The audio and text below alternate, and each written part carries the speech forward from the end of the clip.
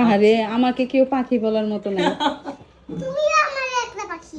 তো তোমার বাবাকে এত আদর করছো কেন ঘুমের থেকে উঠে মাত্র? আমার বাবা একটু লাচ্ছি চাইছিল, আমি দেই নাই, সেজন্য আদর করতেছি। আমি আমার বাবাকে আরেকটা লাচ্ছি নিয়ে দিব। তাই? হ্যাঁ। ও আমি তো আরো মনে করছি যে তুমি তোমার বাবা থেকে মনে হয় কিছু চাইবা, যে এভাবে আদর করতেছে। আরে বাপ রে বাপ। তোমারও কি লাচ্ছি লাগবে? লাচ্ছি লাগলে আমাকে বলো, আমি তোমাকেও কিনে দিব।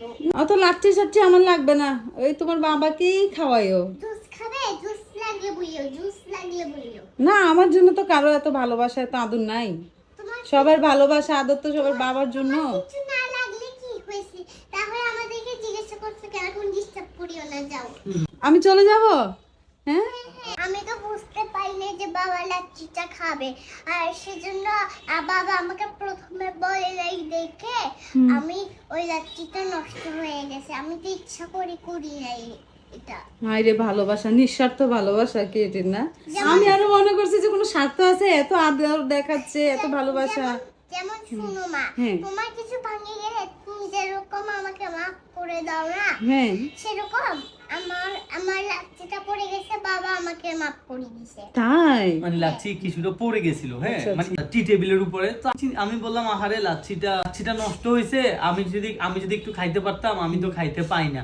এই কথা বলার পরে মানে তার মনে একটা তাক লাগছে যে ইস, বাবাকে যদি দিতাম তাহলে এটা নষ্ট হইতো না।